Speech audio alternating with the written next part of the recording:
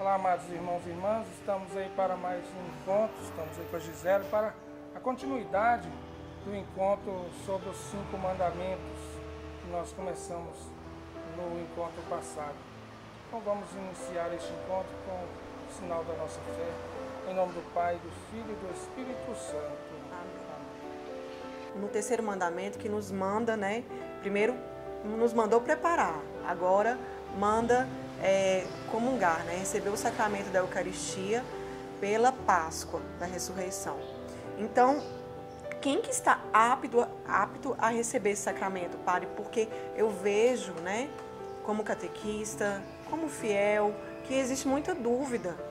A Eucaristia não é para todos, Não é que Deus está escolhendo, mas é a gente que escolhe, A escolha é nossa. Nunca seremos dignos, mas Ele vem e nos dignifica. Então, o que é aquela pessoa que está preparada mesmo para comungar? Aí eu vou voltar até no sacramento da reconciliação que a gente estava falando, a confissão. Se eu vejo que eu estou preparado para receber a Eucaristia, eu também tenho que buscar a confissão.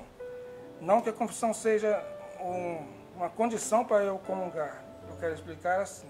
Eu devo me purificar ali com o sacramento da confissão. Então, quem pode receber a Eucaristia é todo fiel que está preparado, que está com o coração preparado para receber Jesus. Eu até costumo dizer, é como se fôssemos nos alimentar. Se você se alimenta de manhã, no almoço ali com um prato, uma comparação bem baixa, mas para a gente entender, se você vai se alimentar, você almoça num prato, você não deixa aquele prato sujo para você depois jantar no prato sujo e depois no outro dia comer nele sujo de novo. Então a comunhão, nós precisamos estar puros, com o coração puro, para receber Jesus. A partir do momento que eu vou deixando de me confessar, de purificar o meu coração, é como se eu estivesse recebendo Jesus num coração impuro, um coração sujo. Em vez de me aproximar do Senhor, eu estou me distanciando dele. Eu estou sendo ali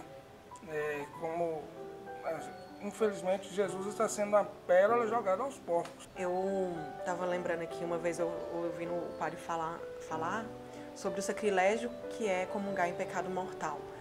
E a gente não pode escolher o que é pecado. Esse pecado para mim não é assim. Deus disse o que é pecado. A igreja, dentro da sua autoridade dada por Jesus Cristo, também fala ali o que é para fazermos. Então, se não pode, vou dar alguns exemplos aqui. Segunda união, a pessoa que vive amaziado, a pessoa, vou dar um exemplo simples, a pessoa que não fez o jejum eucarístico, 1 hora antes, da Eucaristia. Então, veja que não são só coisas gravíssimas, mas o jejum eucarístico, o que nos pede? Que preparemos até o nosso corpo, o nosso físico, para receber o nosso Senhor, não é verdade? O jejum eucarístico é interessante você falar disso aí.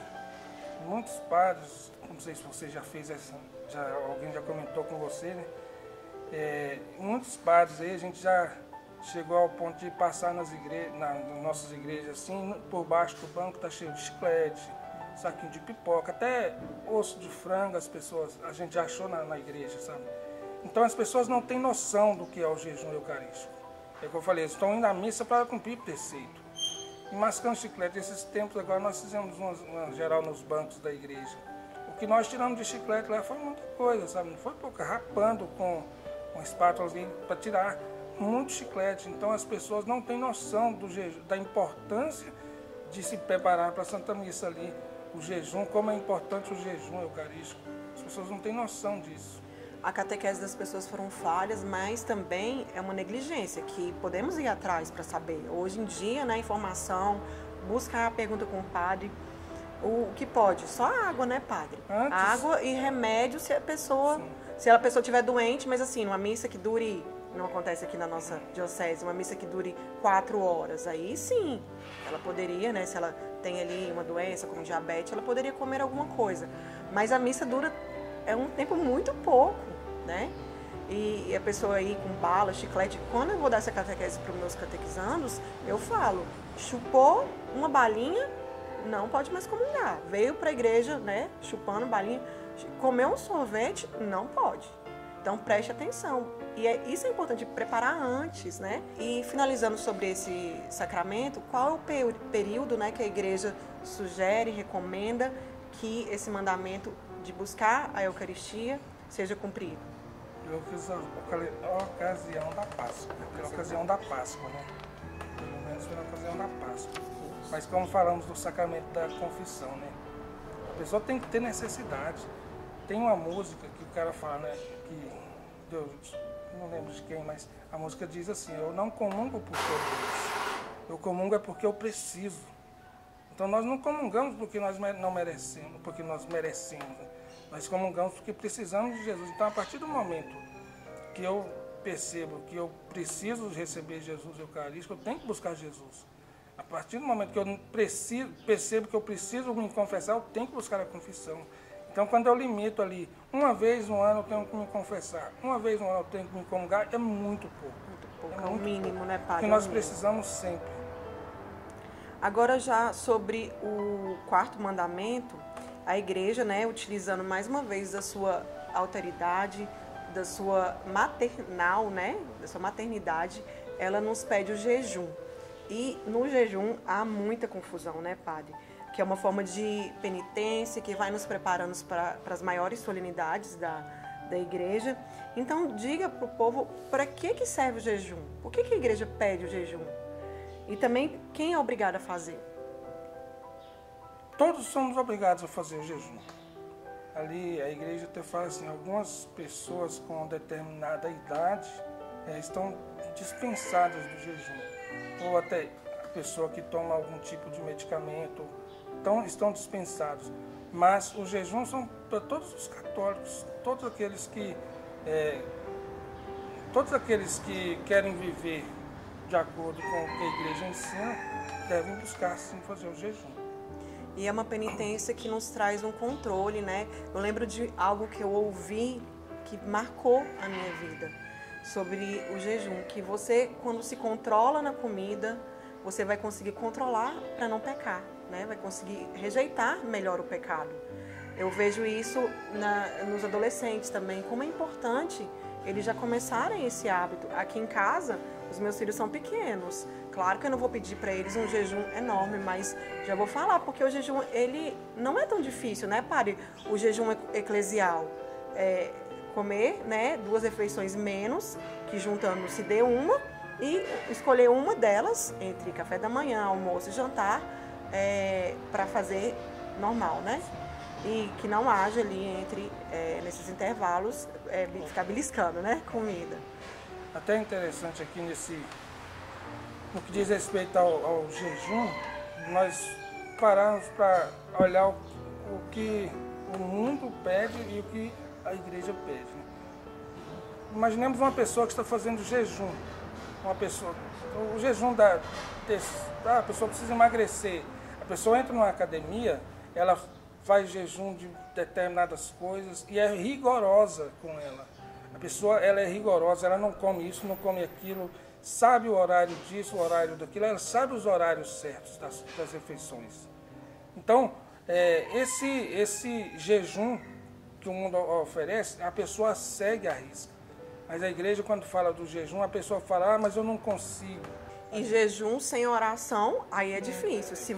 Eu vejo também como uma experiência própria, se você faz o jejum e se coloca em oração, Deus capacita, Deus traz o auxílio, né? E a igreja não está mandando ninguém ficar com fome, né, Padre? É só reduzir a comida até para você ter um corpo mais leve, uma possibilidade para rezar, porque vai rezar assim, bem satisfeito, vai dar sono, sim, né, Padre? Vai.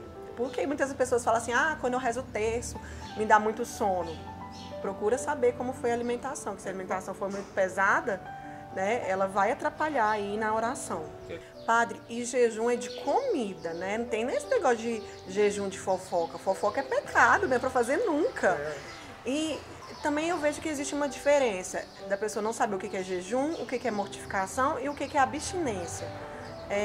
Diz para nós o que é cada um desses. Jejum já falamos, né, que é de comida, reduzir a comida. Agora, mortificações e abstinência. O abster-se, por exemplo, de carne. Eu tenho que me abster, vou fazer um jejum ou abster-me da carne.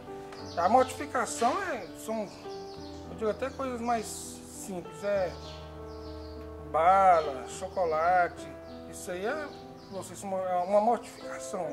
Não sei se mais ou menos isso você queria saber. Isso, porque a mortificação é, por exemplo, a pessoa, vou deixar de ir em festas na quaresma, vou deixar de usar festas assim, saudáveis, né? A pessoa ficar mais reclusa em oração. Vou deixar de entrar nas minhas mídias sociais. Então, tudo isso, né, é uma penitência, mais uma mortificação, não é jejum. Não existe jejum de Instagram, né? É uma mortificação. Vou deixar ali por uma causa maior que é Deus.